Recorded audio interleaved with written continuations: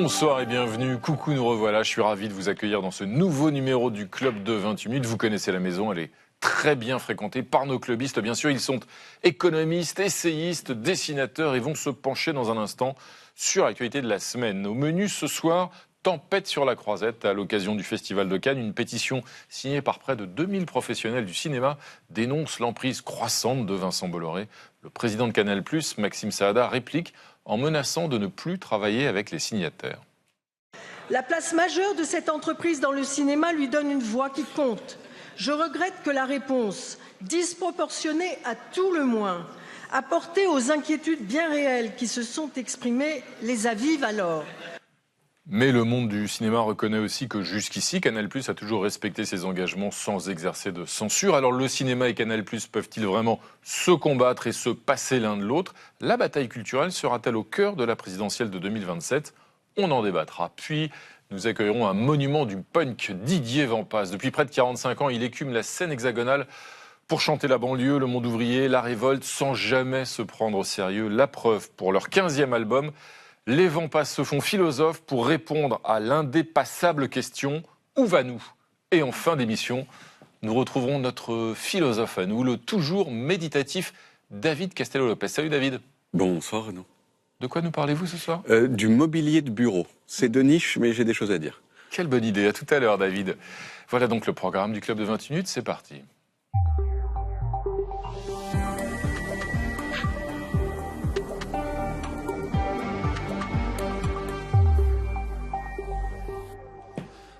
Bonsoir Marjorie Adelson. Bonsoir Renaud. Bienvenue à vous Marjorie. Merci. Et Frédéric Seiss bien sûr. Bonsoir Renaud. Bienvenue à tous les deux les amis. Et voici nos clubistes de ce soir. Bonsoir Julie Gradiani. Bonsoir Renaud. Ravi de vous retrouver. Julie, je rappelle que vous êtes essayiste et que votre dernier ouvrage paru aux éditions de l'Artilleur s'intitule « Les escrocs, le blanchiment des idées sales ». À vos côtés Isabelle Saporta. Bonsoir Isabelle. Bonsoir. Bienvenue, essayiste et éditorialiste.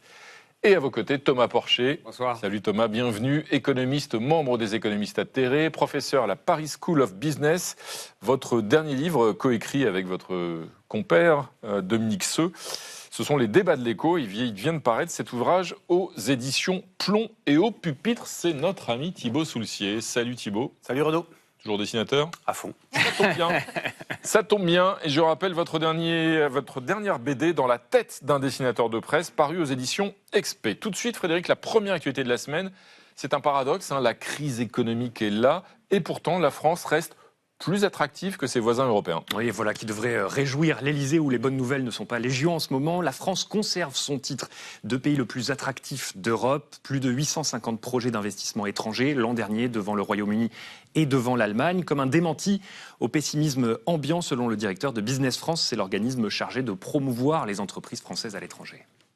Nous sommes premiers sur un certain nombre de sujets, les sujets industriels, les sujets liés au data center. Et ça, c'est bien parce que ça prouve que les investisseurs veulent s'établir en France. Nous baissons alors un peu plus que les autres, c'est vrai, mais on reste notre première place. Et je suis content de voir que, alors que certains même nous avaient prédit que nous allions perdre notre première place, nous le sommes toujours. Et cette première place est bien sûr un trophée politique pour Emmanuel Macron, qui justifie sa politique de l'offre depuis 2017, justement par cette volonté d'être attractif pour les investisseurs à l'étranger. Alors il y a beaucoup de nuances à apporter, mais Isabelle Saporta, quand on entend le discours du MEDEF qui dit que la France est trop bureaucratique, trop fiscalisée, ça c'est une sorte de démenti pour vous ? En fait, quand on lit entre les lignes, mais Thomas Porcher sera beaucoup plus brillant que moi pour le faire, c'est qu'on se rend compte que malgré tout, pour les investissements en recherche et développement, ça tombe, que c'est effectivement beaucoup d'investissements, mais moins pourvoyeurs d'emplois que d'habitude. Donc on voit qu'il y a malgré tout des bémols.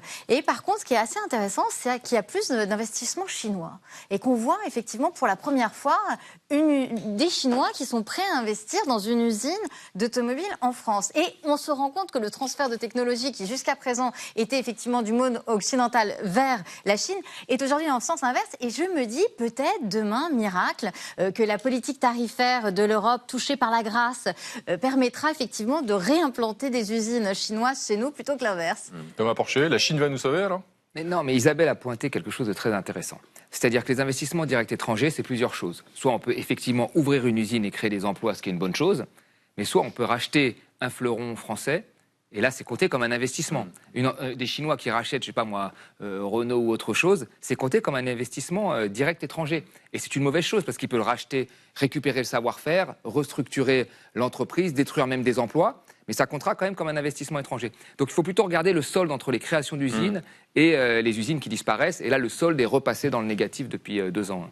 D'ailleurs, la Chine investit beaucoup en Hongrie. C'est aussi ça, une forme de soft power. On sait que Viktor Orban était au pouvoir pendant longtemps en Hongrie, Julie Graziani. Oui, beaucoup. Et c'est pourquoi que la notion d'investissement étranger doit aussi être prise avec précaution, parce qu'on sait que ça peut être un vecteur d'influence étrangère. Il y a d'ailleurs un contrôle des investissements étrangers qui est réalisé en France. Plus généralement, sur le plan politique, cette question des investissements et des chiffres, on peut la lire de différentes manières. Oui, en valeur absolue, les annonces paraissaient importantes, première place du podium, vous l'avez dit. En proportion de diminution des intentions d'investissement, il y a quand même une baisse qui est significative et qui est préoccupante. Ensuite, les intentions ne donnent pas forcément lieu à des concrétisations dans les années qui suivent. Et surtout, l'investissement, il doit être appréhendé vraiment en amont et en aval. En aval, les investisseurs, c'est évident, attendent un retour de leurs investissements. Donc, ils ont besoin de stabilité politique, réglementaire et fiscale pour faire leur tableau et savoir ce qu'ils pourront mettre par rapport à ce qu'ils peuvent en attendre. Et surtout, en amont, et ça, je le dis parce que tout brillant qu'il soit, je parie que Thomas ne le dira pas, la petite séquence à laquelle on a assisté de haro sur les holdings avec la taxe Zuckman et la volonté de taxer les holdings, attention, parce que la vocation d'une holding, c'est de thésauriser des fonds pour pouvoir ensuite les investir. Et sans doute dans un temps long. Non, c'est pas fait que pour acheter des yachts, des chevaux de mais pas que pour investir aussi. Et voilà, aussi un peu pour faire de l'optimisation fiscale aussi. En tout cas, c'est très important. En tout cas, c'est normal que les sommes qui sont dédiées in fine à l'investissement soient soulagées d'impôts pendant le temps où elles sont accumulées pour pouvoir ensuite être investies. Isabelle Saporta, vous parlez tout à l'heure de la baisse des investissements étrangers dans la recherche et le développement, c'est moins 47%. Est-ce qu'il faut s'alarmer? Est-ce que ça veut dire que maintenant on est à la traîne dans l'innovation? Écoutez, moi, il y a une audition qui m'a sapé le moral, je pense, pour l'année à venir. C'est celle d'Arthur Munch, effectivement, devant le Parlement français, c'est-à-dire le patron. Mistral AI, pépite française de l'IA. Et qui dit, soit il y a un sursaut européen, pas que français, dans les quelques mois qui viennent, dans les 2 ans, il dit, en fait, même les 18 mois qui viennent, notamment sur la recherche et développement, sur un marché, parce que plus que le holding, sur un marché unifié des capitaux européens, sur un marché unifié de l'énergie, parce que ce sera le seul moyen, en fait, pour être capable de faire face à l'intelligence l'intelligence artificielle américaine. Vous savez que l'intelligence artificielle américaine, ils mettent chaque jour qui passe, 3 milliards sur les projets de recherche et développement sur l'intelligence artificielle. Donc effectivement, on a intérêt à capitaliser, à avoir des investissements français sur notre recherche et développement, mais aussi à être capable de faire enfin cette Europe pour pouvoir avoir un marché unifié. Pour une masse critique. Ça, c'est hyper important. Vous allez voir, Isabelle, que Thibault Soulcier va nous redonner de l'espoir, n'est-ce pas, Thibault? Oui, parce que l'économie française va mal, assez mal, et Macron propose qu'on demande au pape de la ressusciter quand il viendra en septembre. Ben voilà, c'est comme si c'était fait. Merci Thibault. Frédéric, on va enchaîner avec votre duel de la semaine. Ce duel, il oppose un insoumis à un gouverneur, un futur gouverneur. Oui, Renaud, à ma gauche, Éric Coquerel, 67 ans, député LFI, président de la Commission des finances de l'Assemblée nationale. À ma droite, Emmanuel Moulin, 57 ans. Jusqu'ici, il était le plus proche collaborateur d'Emmanuel Macron, son secrétaire général à l'Élysée. Eh bien, il va devenir le prochain patron, effectivement, de la Banque de France. Cette nomination a ulcéré l'opposition, très clairement. Elle y voit le fait du prince. À moins d'1 an de son départ, Emmanuel Macron place ses fidèles et verrouille l'appareil d'État, dénonce chez LFI Éric Coquerel. C'est un cadenassage des institutions auxquelles nous devons, nous parlementaires, nous opposer, quelle que soit notre opinion politique. Et n'oublions pas que l'objectif profond de cette tentative de nomination, comme pour la Cour des comptes et le Conseil constitutionnel, c'est que même une fois M. Macron parti l'an prochain, il demeurera à travers ses plus fidèles qui dirigeront les principales institutions indépendantes et juridictions du pays. Mais ce plaidoyer d'Éric Coquerel n'a pas convaincu assez de députés pour empêcher cette nomination. Alors ils sont une majorité à avoir voté contre, mais il faut une majorité des 3/5. C'est le seuil du veto pour le Parlement qui n'a pas été atteint. Qui est Emmanuel Moulin, ce nouveau patron de la Banque de France? C'est un ancien partisan de Michel Rocard, qui a ensuite travaillé avec Nicolas Sarkozy, avec Bruno Le Maire et donc Emmanuel Macron. Les macronistes, justement, décrivent un homme compétent, nuancé, expérimenté. Emmanuel Moulin a dû affronter la crise financière de 2008 et celle du Covid, un torrent de compliments qui apporte de l'eau au moulin d'Emmanuel Moulin, justement. Je me tiens donc devant vous en homme libre, en homme du service public, qui sert l'État depuis 30 ans et qui s'engage à exercer ses fonctions en toute indépendance et toute impartialité, tant à l'égard du pouvoir exécutif que des intérêts privés. Alors, ce n'est pas la première fois, bien sûr, qu'une nomination de ce genre fait polémique, y compris dans les derniers mois. Emmanuel Macron a propulsé son ancienne ministre, Amélie de Montchalin, à la tête de la Cour des comptes. Il a aussi recasé l'un de ses fidèles, Richard Ferrand, au Conseil constitutionnel, des postes clés qui sont autant de contre-pouvoirs face au prochain ou à la prochaine présidente de la République. En plus, en tant que nouveau patron de la Banque de France, Emmanuel Moulin représentera notre pays au sein du Conseil des gouverneurs de la Banque centrale européenne, la BCE, institution majeure qui est chargée de lutter contre l'inflation, d'où là aussi sans doute la colère des proches de Marine Le Pen. C'est une voix à Bruxelles et vous savez à quel point notre programme a aussi des enjeux de rapport de force, de renégociation d'un certain nombre de normes ou de réglementations européennes. Et la voix de la France à Francfort, à la Banque centrale européenne, elle sera portée par M. Moulin, donc un très proche d'Emmanuel Macron. Alors, dans ces nominations décidées par Emmanuel Macron, quelle est la part de compétences, de mérite, de vertu, de remerciements pour services rendus, de calculs politiques? Ce type de controverse, évidemment, n'est pas nouveau pour quiconque observe la Ve République. En 2007, souvenez-vous, dans les derniers mois de son mandat, Jacques Chirac a nommé son très proche Jean-Louis Debré à la tête du Conseil constitutionnel. C'était une peau de banane, évidemment, pour son successeur à l'Élysée, Nicolas Sarkozy. Idem sous François Mitterrand, qui nomme Pierre Joxe à la Cour des comptes quelques années avant de partir de l'Élysée. Julie Graziani, pour vous, cette nomination d'Emmanuel Moulin à la Banque de France, c'est un faux procès ou c'est un vrai scandale ? C'est une vraie question, en tout cas. Et vous n'avez pas cité, et ça vaudrait le coup de le faire, Nicolas Sarkozy, qui, devant la même bronca, avait renoncé à quelques mois de la présidentielle en disant « il appartiendra à mon successeur de procéder aux nominations pour ne pas être accusé, justement, de parti pris ou de volonté de recasage. » Xavier Muscat, secrétaire général également à la tête de la Caisse des dépôts et consignations. Oui. La question, en fait, c'est pourquoi c'est si mal pris aujourd'hui par l'opinion publique. Il y a le côté recasage par convenance et pour permettre à des amis, même compétents, d'avoir un point de chute après qu'ils aient cessé leur fonction. Mais il y a aussi, plus profondément sans doute, le sentiment du citoyen que là où c'est constamment un parcours d'obstacles pour trouver un emploi, envoyer son CV, on doit faire des entretiens d'embauche à répétition, la moindre entreprise qui veut soumissionner un appel d'offres public, y compris pour des petits montants, est obligée de monter des dossiers, est constamment mis en concurrence. C'est un des derniers carrés où il n'y a pas de mise en concurrence, à part le fait d'être dans le petit cercle du président.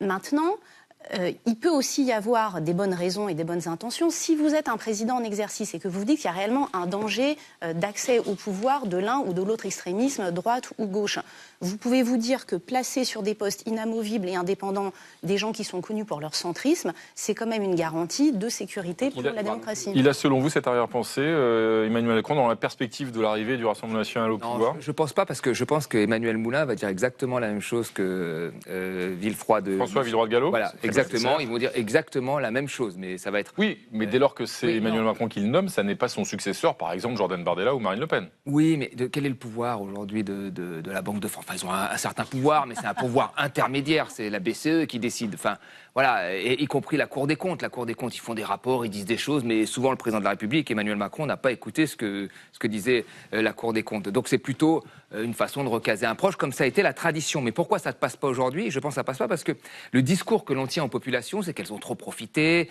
que la France est en danger de mort, etc. Et là, on nomme un proche au salaire le plus élevé dans la fonction publique. C'est un peu plus de 300 000 euros l'année. Et ce qu'il va produire comme discours, ça va être un discours de l'économie, de la réforme du modèle social, etc. Et ça, c'est très difficile à entendre. Les opposants qui protestent aujourd'hui, par exemple LFI ou le RN, s'ils gagnent l'élection présidentielle, ils ne le feront pas, bien sûr. Oui, personne ne l'a fait jusqu'à présent. Tout le monde a toujours nommé des copains. Donc je ne vois pas pourquoi d'un coup, touchés par la grâce, les successeurs d'Emmanuel Macron seraient plus vertueux que les autres. Donc je pense, oui. Un dessin de Thibaut Soulcier. Mais oui, les rats quittent le navire dans leurs pantoufles et disent « on va répandre le Macron-virus ».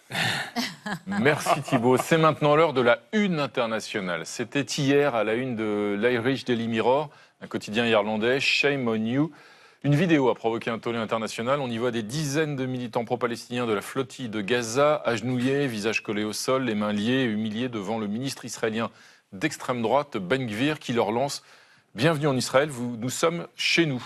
Des images condamnées à Rome, Madrid, Paris, mais aussi par le Premier ministre israélien, Benjamin Netanyahou, qui a estimé, je cite, qu'elles ne sont pas conformes aux valeurs d'Israël. Alors Thomas Porcher, est-ce que l'Union européenne doit désormais aller plus loin que ces condamnations qui sont de plus en plus virulentes? Et je pense qu'il ne faut pas que l'Europe ait une géométrie variable dans les sanctions qu'elle attribue. Là, on voit ce qui s'est passé. Moi, j'entends des géopolitologues, je ne suis pas un spécialiste de la question, mais des géopolitologues comme Frédéric Ancel qui disent qu'il y a eu des crimes de guerre. Je vois là, finalement, des mises en scène qui ne sont pas dignes d'une démocratie. Est-ce que si un autre pays avait fait ça, l'Europe n'aurait pas mené des sanctions? Donc pourquoi Israël a le droit d'avoir un privilège aussi fort, si ce n'est l'histoire de l'Europe vis-à-vis des Juifs, mais pourquoi Israël a le droit d'avoir comme ça un espèce de Vous évoquez la privilège? dénonciation éventuelle de l'accord d'association, c'est-à-dire du traité de libre-échange entre l'Union européenne et Israël. Il n'y a pas eu de vraies sanctions menées très fortes, me semble-t-il, à l'égard d'Israël, des sanctions commerciales, alors que d'autres pays n'ont pas ce privilège-là. Effectivement, Julie Graziani, jusqu'à présent, beaucoup de pays en Europe bloquent toute évolution sur ce traité de libre-échange avec Israël. C'est le cas de l'Autriche, de l'Allemagne, de l'Italie en partie. Selon vous, est-ce qu'il pourrait y avoir un choix qui soit de faire des sanctions plus nationales, même symboliques, par exemple le renvoi de l'ambassadeur, au moins temporaire, pour protester ?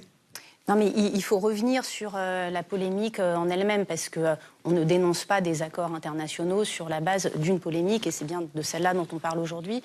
Il faut expliquer en quoi la diffusion de ces images constitue une violence morale. Parce que, en soi, l'entrave des militants arrêtés, l'agenouillement forcé, font partie des gestes techniques d'intervention qui sont utilisés par beaucoup de services de police, y compris dans beaucoup de démocraties. Là où ça devient une violence morale, c'est que la diffusion de ces images est visiblement faite dans le but d'humilier les personnes concernées en les mettant dans une situation de faiblesse, de vulnérabilité, et en le faisant apparaître très clairement avec une espèce de joie qui est exprimée par ce ministre. Il faut aussi ajouter qu'il a été désavoué par l'ensemble des membres de son propre gouvernement.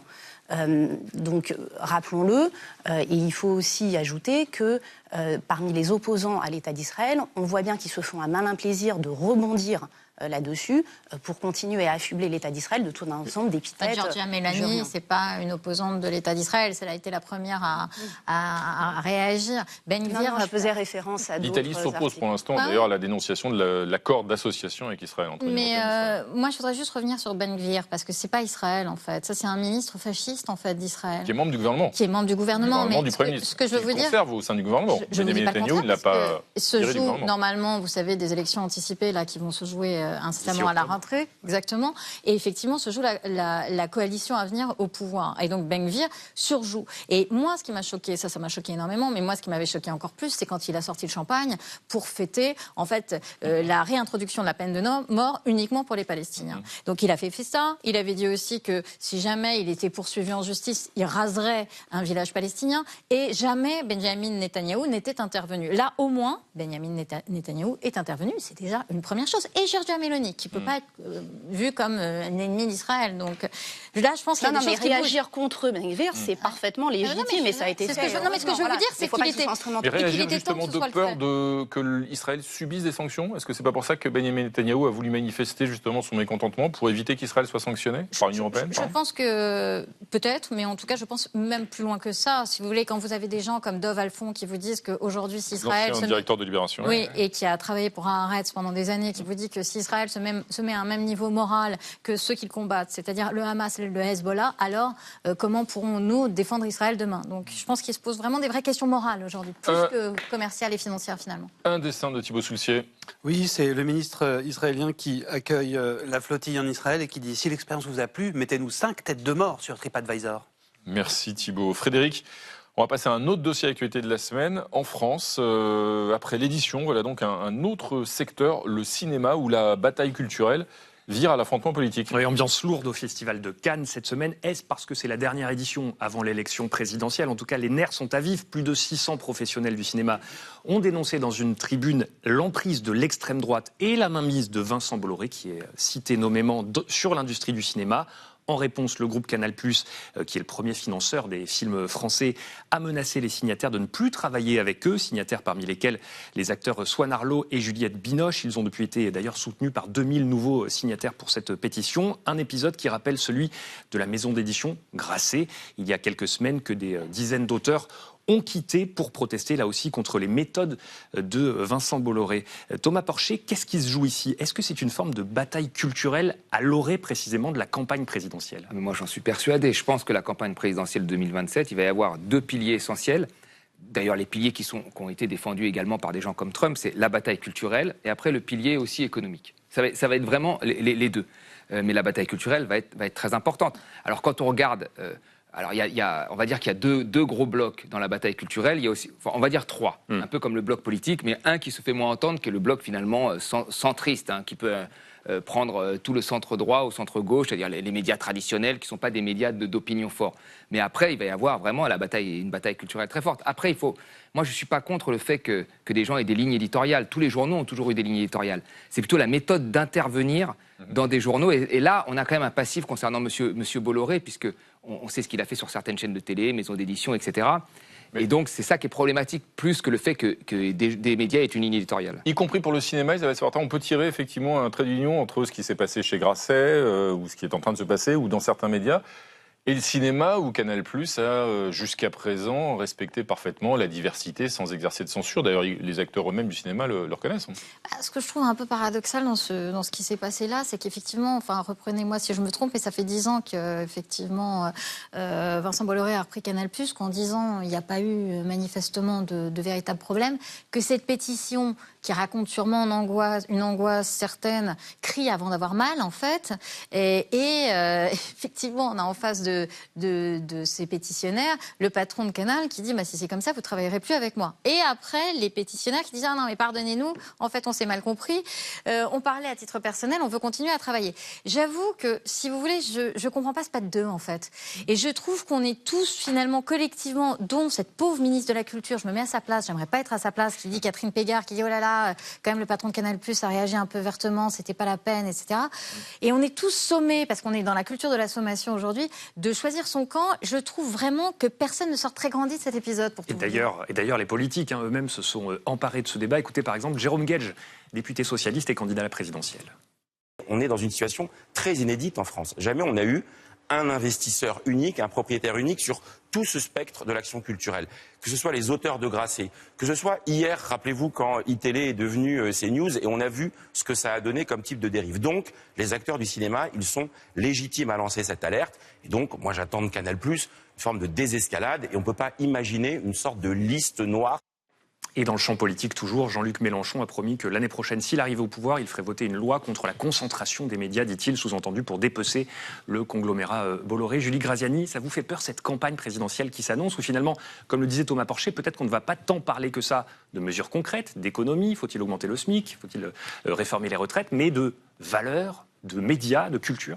Non, mais ce qui m'inquiète, c'est qu'on est en train d'introduire cette logique, non pas de la controverse, parce que la controverse c'est ça, mais de la guerre de tranchées, dans le secteur de la culture, qui était quand même, en dépit des lignes éditoriales différentes, des cadres de référence différents, des visions du monde différents, et heureusement qu'il y en a, c'est ça aussi qui donne sa chair aux films et aux œuvres de fiction, on est en train d'introduire cette antagonisation permanente avec, comme disait Isabelle, l'obligation de choisir un camp. Et ça, au risque de vous paraître puéril, j'ai presque envie de répondre, c'est celui qui dit qui est. Parce que... non mais c'est exactement... Ça en dit long sur la mentalité des accusateurs qui estiment que parce qu'il existe une emprise au sens capitalistique du terme, il doit forcément résulter un infléchissement de la ligne éditoriale et voire même plus loin, une propagande savamment orchestrée œuvre par œuvre. Il y a eu un passif quand même, il y a eu quelques histoires. Mais est-ce que c'est pas un peu différent, puisque là, dans le cadre du cinéma, Canal+ préachète en fait des films pour pouvoir les diffuser à l'antenne avant les autres chaînes. Donc ça serait pas l'intérêt peut-être du propriétaire de Canal+ de rompre cette logique, non? Non, je pense pas, mais en même temps, c'est peut-être ce que se disaient aussi les auteurs de Grasset à un moment, et puis peut-être ce que se sont dit les gens du JDD aussi. On a l'impression, en fait, je pense que le sentiment, je ne suis pas à leur place, encore une fois, je ne suis pas acteur, etc., mais on a cette impression, en fait, que demain, au bon vouloir d'une personne, tout peut changer, toutes les règles peuvent changer. Et je pense que c'est ça que les gens, qui fait peur aux gens et aux gens du milieu artistique, et c'est compréhensible quelque part. Un dessin de Thibaut Soulcier. Mais oui, Bolloré, son avis est simple avec la culture, c'est celui qui paye l'orchestre qui choisit la musique. Et l'orchestre joue Maréchal, nous voilà. Merci Thibaut. Marjorie, c'est maintenant l'heure de votre point com de la semaine. Alors, ce soir, ce point com, c'est l'histoire d'une montre qu'on s'arrache, littéralement. Oui, 40 mm de diamètre pour 8 mm et quelques d'épaisseur. Un tout petit objet, mais qui a créé de grandes tensions. Alors, cette montre, la voici. Alors, vous le voyez, elle n'a pas de bracelet. On dirait un petit peu un jouet. C'est un détail qui n'a pas échappé aux tweetos. Pour ce monsieur, c'est sûr, il s'agit du nouveau jouet menu enfant chez McDonald's. Et pourtant non, la Royal Pop, c'est son nom, est bien issu d'une vraie collaboration entre la marque Swatch et celle de l'horloger suisse de luxe Audemars Piguet. Alors chez Swatch, vous le savez peut-être, une montre ça commence à peu près à 60 €, mais chez Audemars Piguet, ça peut grimper à 30 000 €, voire plus. Alors le mariage des deux, ça donne quoi? Eh bien, une montre à 400 €, mais qui pourrait se revendre à plus de 1500. Il n'en a pas fallu plus pour que cette collaboration déchaîne les passions. Vous le voyez, des files interminables se sont formées dès la veille du lancement devant les magasins. Alors là, vous voyez, c'est à Dubaï. En France aussi, c'était le cas. Beaucoup de gens ont même eu l'idée de camper ou de venir très très tôt. Bilan, de grosses tensions à Paris, Bordeaux ou Lille, où la police a parfois dû intervenir. De nombreux magasins ont même choisi de rester porte close par sécurité. Alors sur les réseaux, forcément, ça entraînait beaucoup de commentaires. Swatch a vraiment transformé une collab à 400 € en émeute. Police anti-émeute, file d'attente folle dès 5 h du mat, des gens qui se battent. Le luxe accessible n'a jamais été aussi violent, peut-on lire. Certains internautes, eux, ne comprennent pas du tout cette folie. C'est pathétique de voir des gens faire la queue pour une montre dont ils se fichent pour la revendre à des pigeons. Le capitalisme décérébré a de beaux jours devant lui. Après, il y a ceux qui préfèrent plutôt s'en amuser et font faire des comparaisons avec la politique. La vente était plus intense que prévu, nous dit ce monsieur, avec un montage où l'on voit Macron, Hollande, Marine Le Pen ou Mélenchon. Objectif, vous l'avez compris, être le premier de la file. Alors au final, qui est-ce qu'il faut blâmer ? Eh bien, pour beaucoup d'internautes, il n'y a vraiment aucun doute. Ne mettez pas la faute sur le consommateur, peut-on lire. Assumez les dérives de votre modèle marketing et arrêtez de faire ça. Face au tollé, la marque a quand même réagi sur les réseaux sociaux, mais de manière très très molle. Pour garantir la sécurité de nos clients et de nos équipes, ne vous précipitez pas dans nos boutiques, nous dit-elle. La collection Royal Pop sera disponible plusieurs mois. Bref, vous l'avez compris, business is business. Alors sur son site, Swatch a quand même été un petit peu plus loin. Elle annonce que la vente sera limitée à une montre par jour et par personne. Une attitude qui toutefois ne passe pas. La ville de Lille a d'ailleurs décidé de porter plainte contre la marque. Isabelle Saporta, je vois que vous réagissez. Ah non, ils ont bien fait, moi je suis folle de joie. Vous pensez que c'est un plan marketing qui a vraiment été orchestré ou c'est un débordement qui au final a mal été géré? Bien sûr que c'est un plan marketing qui a été orchestré avec une collab dont on ne savait pas si elle serait en édition limitée, on ne savait pas quels seraient les stocks. Il y avait un flou. Il y avait un flou, donc les gens sont tous précipités. Moi je suis entièrement d'accord avec la ville de Lille, c'est-à-dire que c'est à Swatch de payer au fond nos forces de l'ordre, les détériorations qu'il peut y avoir sur la voie publique. Je trouve ça lamentable parce que ce côté, on est pour faire du pognon, il y a toujours trop d'État, mais quand il s'agit d'encadrer les choses, on est content quand même d'envoyer les policiers. Donc ça, je trouve ça lamentable. Et par ailleurs, il y a une autre chose que j'ai trouvé lamentable, c'est la petite dont vous n'avez pas parlé, peut-être par pudeur, c'est la petite musique raciste qu'il y a eu aussi, en disant ceux qui étaient dans les files... Que c'était des chômeurs, des gens de milieux extrêmement populaires, etc. Exactement, que c'était les gamins de banlieue, et c'était voilà, et c'est toujours les mêmes, etc. Oui, c'est toujours les mêmes. Je vais vous dire pourquoi c'est toujours les mêmes. Parce qu'en fait, les jeunes sont paupérisés en France parce qu'on est en gérontocratie. Et que même si c'est qu'une seule montre, si c'est une montre que vous achetez 400 € et que vous la vendez 1500 €... Il faut déjà avoir 400 € quand même au départ. Oui, d'accord. Mais, sauf que c'est manifestement, ils se sont arrangés pour cotiser, j'en sais rien comment ils sont arrangés. Mais enfin, en tout cas, quand vous avez cet âge-là, que vous avez pas en rond, qu'on en est à prendre des repas à 1 €, vous voyez la culbute que vous pouvez faire, et vous vous dites 3 jours, ça vaut le coup de camper. Donc, j'ai pas aimé non plus cette petite musique raciste qu'il y a eu sur les réseaux sociaux, pour tout vous dire. Thomas Porcher, vous êtes d'accord avec ça ? Moi, je crois qu'aujourd'hui, depuis l'arrivée d'Internet, le capitalisme a besoin de créer des événements constants, des pop-up stores, des choses comme ça. Et chaque fois, on arrive à la même conclusion, même quand c'est pas du luxe, les pop-up stores éphémères que l'on monte comme ça. Parce que les gens, ils peuvent acheter à n'importe quel moment. Donc, il faut créer une expérience, un événement pour les inciter encore plus à aller acheter. Un dessin de Thibaut Soulcier. Oui, est-ce que c'est ici la queue pour la Swatch ? Non, nous, on fait la queue pour porter plainte contre Patrick Bruel. Merci Thibaut. Alors, vous avez chacun choisi une photo qui illustre à vos yeux un autre sujet d'actualité que vous vouliez évoquer ce soir. On va commencer avec une autre file d'attente interminable. Gilles Graziani, c'est votre photo. Nous sommes sur l'Everest, là. Alors, on voit une très longue file. Il y a probablement encore un guichet Swatch en haut de l'Everest. Bref, il y a beaucoup trop de monde sur l'Everest. Oui, alors c'est vrai que c'est étonnant parce que je pense qu'on a tous conçu l'ascension de l'Everest comme quelque chose d'extrêmement difficile, et ça l'est, réservé à quelques-uns, extrêmement sportifs, et ça l'est aussi, mais il n'en reste pas moins qu'avec la mondialisation du désir de grimper l'Everest et la réduction de la fenêtre de montée entre avril et juin, on se retrouve avec ce type de file d'attente interminable. Donc ça peut donner l'impression qu'on est passé... Il y a encore un pont ce week-end, donc on peut imaginer qu'il y a encore plus de monde sur l'Everest. Non, mais ça donne l'impression qu'on est passé de l'alpinisme au tourisme, sauf que ça reste des conditions climatiques et de dangerosité extrêmement hostiles. Hein. On est à plus de 4000 et quelques. Donc il y a un contraste en fait entre le côté tourisme et le côté alpinisme. Merci Julie, on va enchaîner avec votre photo Thomas Porcher. Il s'agit d'une manifestation d'agents qui travaillent pour le périscolaire, secteur du périscolaire à Paris, secteur dans lequel il y a eu beaucoup de scandales. Il y a toujours en ce moment beaucoup de scandales de pédocriminalité. Tout à fait, il faut avoir une tolérance zéro pour les violences sexuelles et les violences physiques, et nous sommes tous d'accord, mais la grande majorité de ces gens qui travaillent dans le périscolaire font très bien leur travail. C'est une filière qui a été complètement précarisée depuis des années, où il y avait un grand manque de personnel, et c'est pour ça qu'on recrutait un petit peu n'importe qui, parce qu'il fallait mettre quelqu'un devant les enfants. Et surtout, c'est aussi une filière qui manquait de formation. Or, la formation est très importante, ne serait-ce que pour identifier les comportements divergents en amont et éviter qu'il se passe des choses. Donc c'est dommage qu'il faut attendre autant de scandales pour qu'on puisse se pencher un peu sur cette filière qui a été précarisée dans la différence générale depuis des années. Merci Thomas. Et on va finir avec votre photo, Isabelle Saporta, deux amis pour la vie, quasiment un. Xi Jinping qui donc reçoit Vladimir Poutine. Écoutez, vous vous souvenez quand Donald Trump est arrivé, il a dit qu'en fait c'était fini, il allait rompre les relations entre Moscou et la Chine et Pékin, et ce serait en fait une nouvelle alliance avec Moscou. C'est raté manifestement, Donald Trump, il n'a pas du tout réussi à les séparer. Ce qui est intéressant aussi avec la guerre qui se passe en Iran et donc le blocage des détroits d'Ormuz, c'est que la Chine a décidé effectivement de voir en fait tous les hydrocarbures russes avec beaucoup de bienveillance, peut-être même enfin avec le pipeline que lui promet Siberia Power 2 que lui promet Poutine. Donc on voit bien là aussi un échec de Trump. Merci Isabelle. Un dessin de Thibaut Soulcier. Il y en a un qui n'est pas content au Tibet, c'est le Yeti, qui dit 1000 milliards de 1000 relous. Merci Thibaut, c'est maintenant l'heure d'accueillir notre invité de la semaine. Punk is not dead, la preuve, Didier Vampas est bien vivant.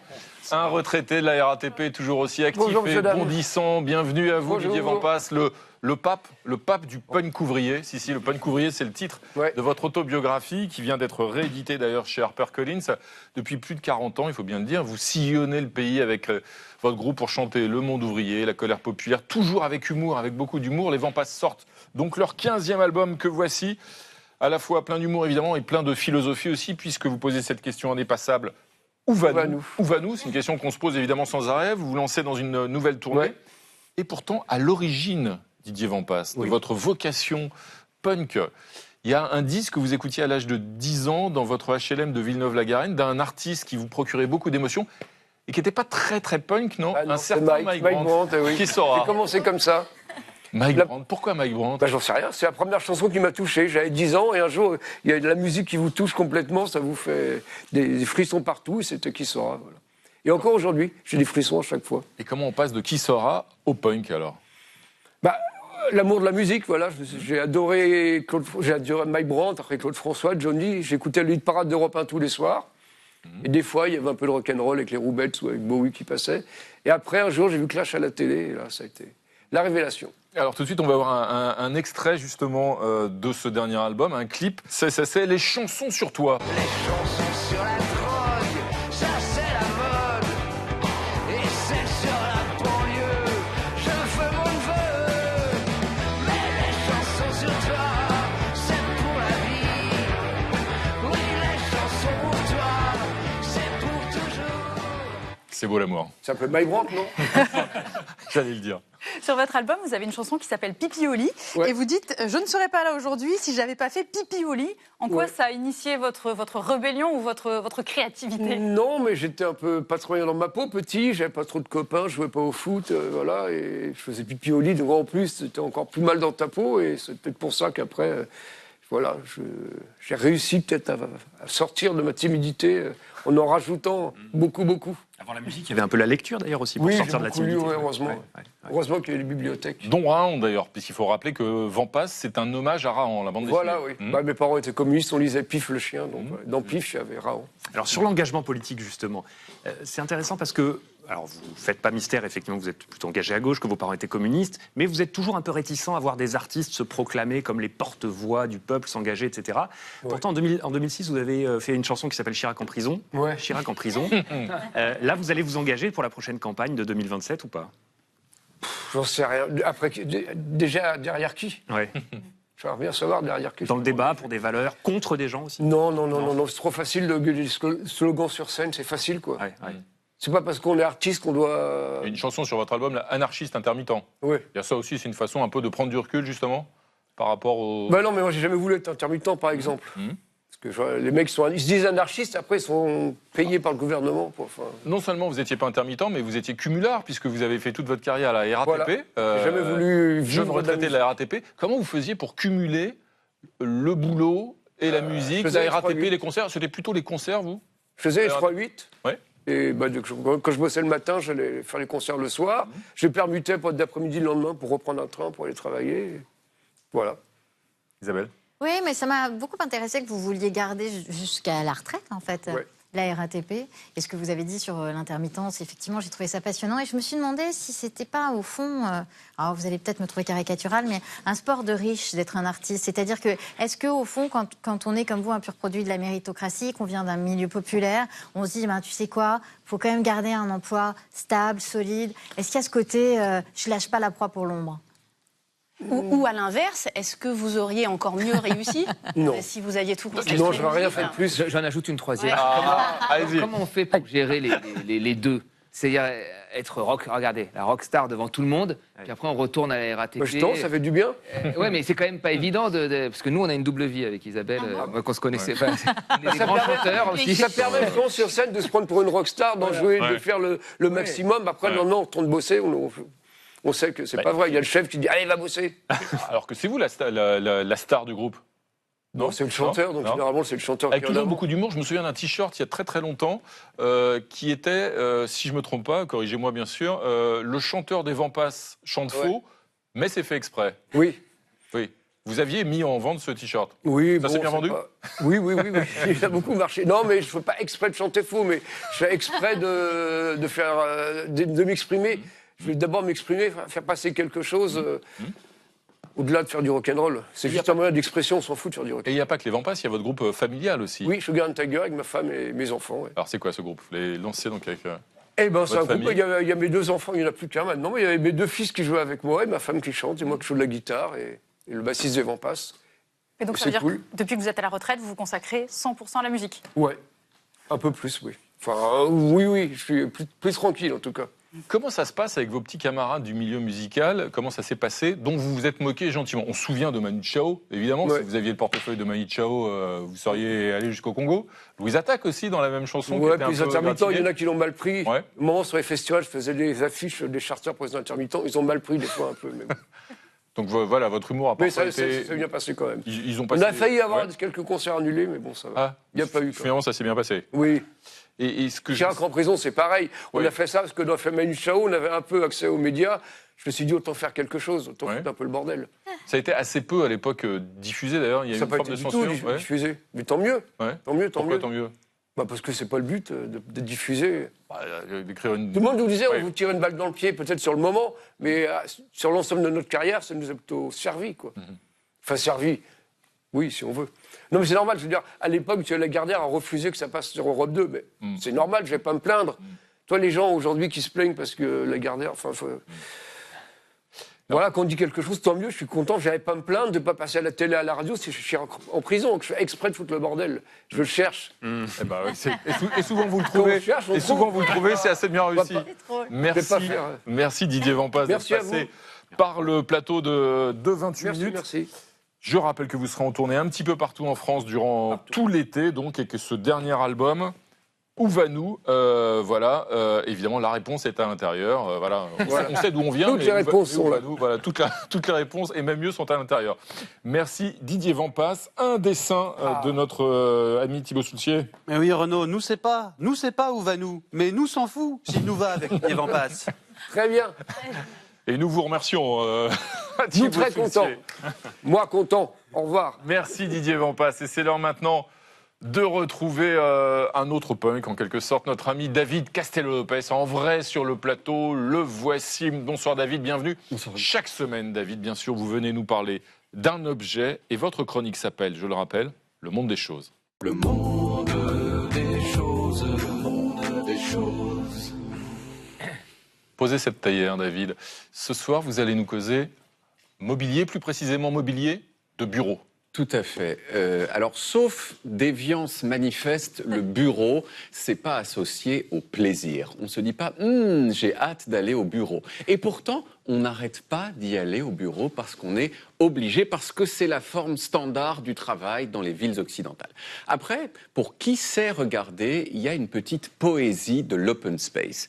Prenez par exemple les bureaux de 28 minutes qui se trouvent juste au-dessus de ce studio et que je suis venu filmer spécialement. Bien sûr, à première vue, c'est un open space banal avec des faux plafonds et aussi des agrafeuses orphelines, mais quand on regarde de plus près, il y a plein de choses super. Regardez par exemple le bureau de Valentin, l'un des responsables de la programmation chez 28 minutes. Il s'est fait une sorte de forteresse de littérature qui le protège des agressions extérieures, avec juste la place pour son tout petit ordinateur. Regardez cet étrange lapin couvert de fausses pelouses qui vous observe avec toute sa tristesse végétale, ou ces deux chaises hautes qui ont l'air d'être en train de se raconter les derniers potins de la rédaction. Regardez enfin cette bande podotactile qui se dégarnit par endroits, comme vous le voyez, et dont on garde délicatement sur le côté les clous tombés au champ d'honneur.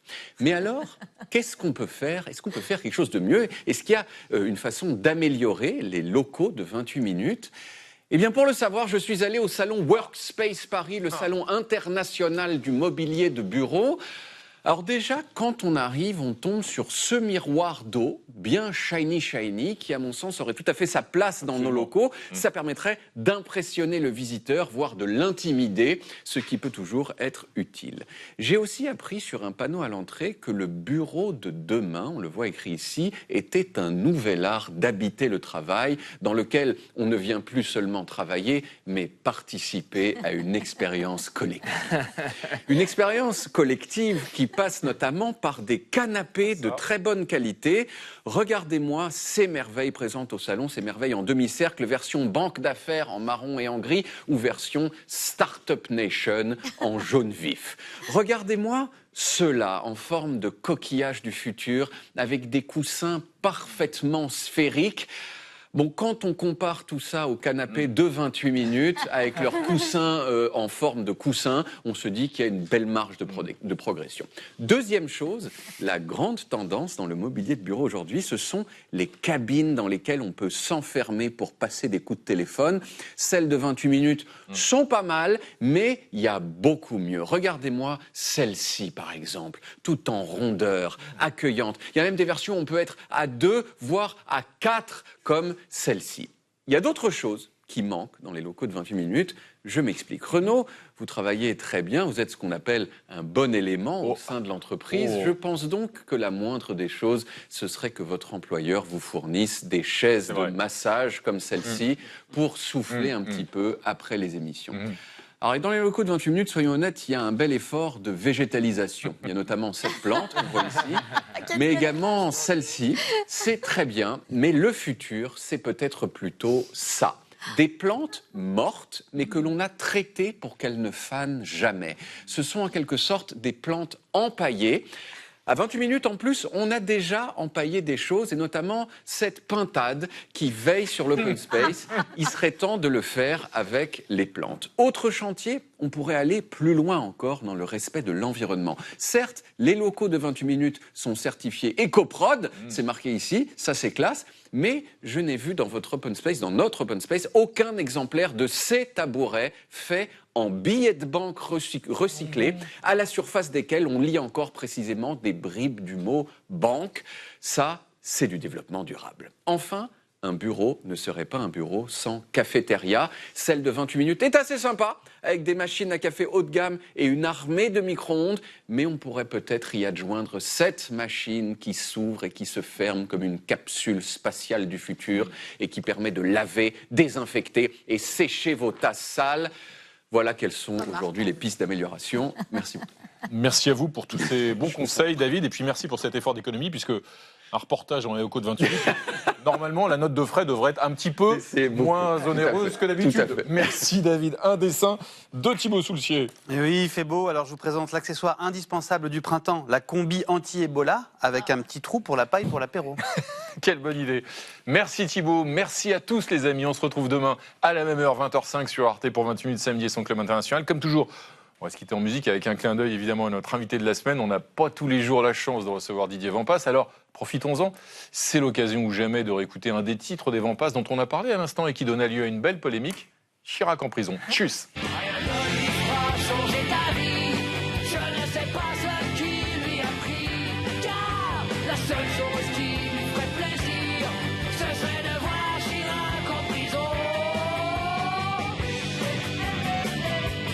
Une contagion. Maintenant moi aussi.